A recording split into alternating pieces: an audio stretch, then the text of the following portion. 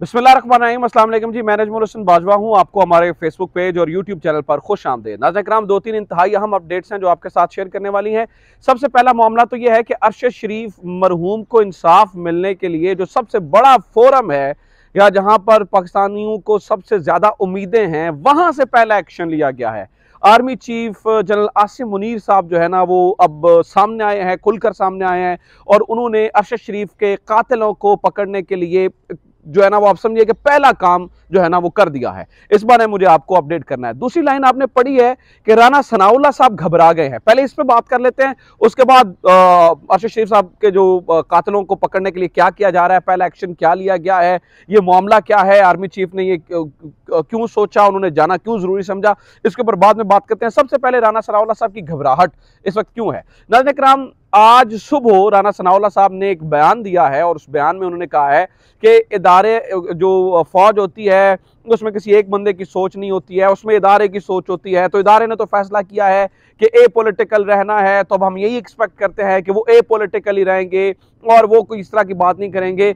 अब इसके पीछे बैकग्राउंड है, वो क्यों इस तरह की बातें कर रहे हैं या वो क्यों इस तरह की चीज़ें कर रहे हैं या वो क्यों इस तरह के बयान दे रहे हैं। आप सोच रहे होंगे कि वो तो वज़ीर दाखिला है, उनके लिए तो सब अच्छा चल रहा है, सारी चीज़ें ठीक ठाक चल रही हैं, तो ये फिर इस तरह का बयान क्यों दे रहे हैं। नाज़रीन किराम, उसकी वजह मेरी कल रात की खबर है जो एक्सक्लूसिवली मैंने आपको दी थी।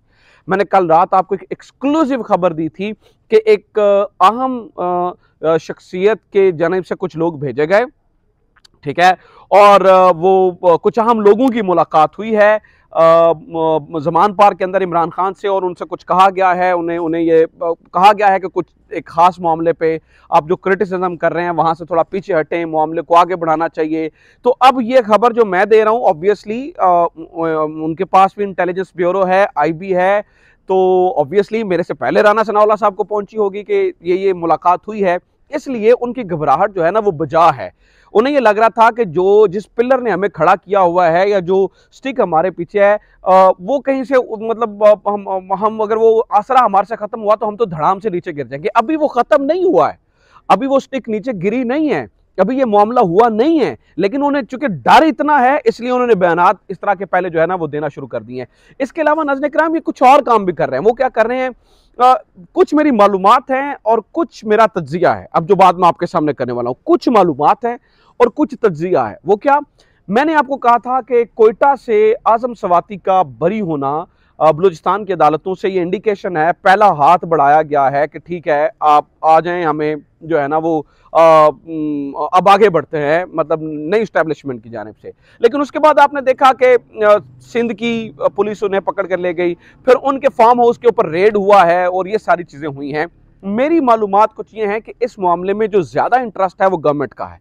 गवर्नमेंट ये चाहती है कि किसी तरह से ये इंप्रेशन दिया जाए कि एस्टेब्लिशमेंट हमारे साथ ही है और वो जो आसरा है वो हमारे साथ ही है, अभी हम बड़े तगड़े खड़े हैं। इसलिए ये आजम सवाती साहब वाला मामला जो है ना वो पर्टिकुलरली ऐसा है कि यहाँ पर अगर गवर्नमेंट प्ले करना चाहती है और अगर ये इंप्रेशन देना चाहती है कि देखें जी वो बड़ा घर तो हमारे साथ ही है अभी, तो आजम सवाती वाले मामले पे प्ले किया जा सकता है और बड़ा शानदार प्ले किया जा सकता है। और गवर्नमेंट प्ले कर रही है कि यहाँ से देखें ना, सिंध गवर्नमेंट के अंदर पहले तो वो मतलब सिंध के अंदर पर्चे होना और फिर वहां पर उनकी गिरफ्तारी हो जाना और फिर जो है ना वो उनके फार्म हाउस के ऊपर CDA की जानिब से जो है ना वो रेड करना और वहां पर जाके तोड़ फोड़ करना, ये डायरेक्टली गवर्नमेंट के अंडर आती हैं चीजें, ठीक है। तो गवर्नमेंट, तो जो मोस्ट प्रोबेबली चीज नजर आ रही है, जो मेरी थोड़ी सी इंफॉर्मेशन है, थोड़ा तज्जिया है, लिहाजा मैं कह रहा हूं, क्योंकि अभी मैं किसी को भी क्लीन चिट नहीं दे सकता। मैं ये नहीं कह सकता कि जनाब वो जो बड़ा घर है वो बिल्कुल अब हो गया, क्योंकि कल मैंने आपको कहा था कि अगर आजम सवाती बिल्कुल रिहा होकर बाहर आ जाते हैं तो ये एक इंडिकेशन होगी कि हाथ बढ़ा दिया गया है।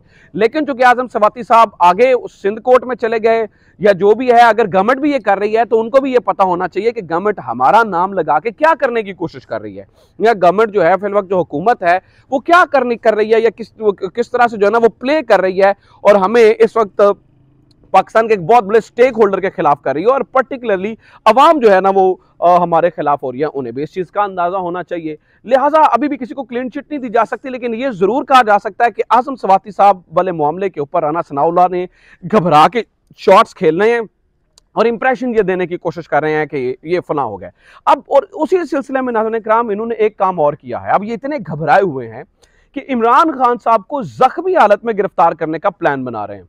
आज नवाज शरीफ साहब ने ये लंदन से जो है ना वो बाहर से, सॉरी, चूंकि वो यूरोप में भी गए और इधर उधर भी, तो बाहर से बैठकर आज उन्होंने एक बयान जारी किया और उन्होंने कहा कि इमरान खान को गिरफ्तार किया जाएगा। इनसे आप इसकी डेस्परेशन और ये सारी चीज़ों को देख पा रहे हैं कि कितने डेस्परेट हुए पड़े हैं। एक शख्स जख्मी है, एक शख्स जो है ना वो बड़ा मैंने खान साहब को देखा है। देखें, इमरान खान को जो लोग जानते हैं उन्हें पता है कि वो एक प्लेयर है जो कि एक्सरसाइज किए बगैर नहीं रह सकता। मैंने पहली बार खान साहब के चेहरे पे तकलीफ देखी है, गो के वो मेंटली बहुत ज़्यादा मेंटली फिट हैं और बहुत आगे जो है ना वो सोच रहे हैं, लेकिन उनके उन तकलीफ के जो हैं वो ससात उनमें हैं और मैंने उनके चेहरे से देखा है कि टांग उनसे उस तरह से नहीं चला नहीं जाता।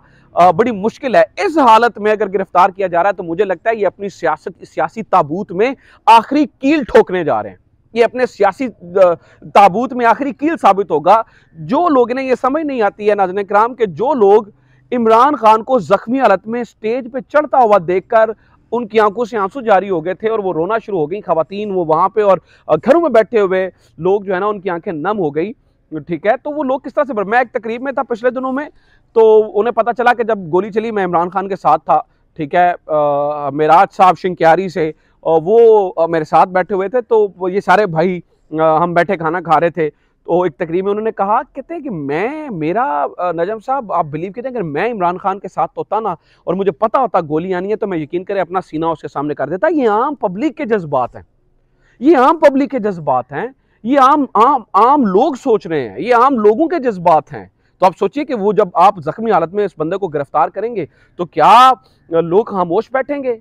क्या लोग सड़कों पर नहीं निकल आएंगे? क्या आपकी तहस नहस नहीं? आप बंद कमरों में आके उस बंदे से गुजारिशात करते हैं, तरले मिन्नतें करते हैं, सागदार के जरिए पैगाम पहुंचाते हैं। इमरान खान को कहें, ये ना कहे कि हम डिफॉल्ट हो रहे हैं, नहीं तो हम नीचे चले जाएंगे, फला हो जाएगा, लोग हम पे ट्रस्ट नहीं करते हैं।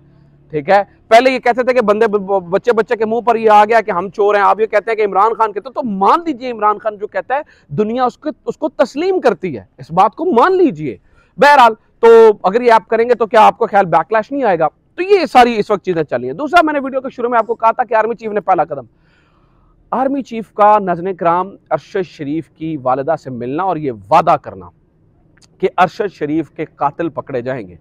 देखिए, मुझे जितना याद पड़ता है आज तक किसी क्रिमिनल केस में ये नहीं हुआ, किसी मामले में ये नहीं हुआ कि आर्मी चीफ ने आके कौम से को वादा किया हो कि हम आपको जो ये उनके कातिल पकड़ कर देंगे। लेकिन अगर आर्मी चीफ वादा कर रहा है तो मेरी इतलात ये है कि इसी सिलसिले में आज पहला कदम उठाया गया है और इसके ऊपर काम तेजी से शुरू हो चुका है। वहां से हिदायत जारी की गई हैं और जिन लोगों ने ये काम करना है आज उन्होंने प्रैक्टिकली इसके ऊपर अपने काम का आगाज कर दिया है। और देखिए, अरशद शरीफ की वालिदा से जो मुलाकात हुई है आर्मी चीफ साहब की, उसको आप ज़रा थोड़ा सा जो है ना वो परखिए। देखिए, ये कोई एक्सीडेंटल मुलाकात नहीं थी, ये एक प्लान्ड मुलाकात थी। अरशद शरीफ की जो वालिदा हैं वो जब बीमार हुई तो आर्मी चीफ अगर वो उनकी इयादत के लिए गए हैं तो प्लान्ड मुलाकात के लिए गए हैं। हो सकता है वो एक दो दिनों में उनके घर चले जाते हैं, क्योंकि उन्हें पता है कि अरशद शरीफ वाले मामले के ऊपर, इदारे के ऊपर बड़े ज़्यादा सवालात उठाए गए। तो सबसे बेहतरीन तरीका तो यह है जो असल कातिल हैं उन्हें सामने लाया जाए और कहा जाए जनाब ये हैं वो लोग।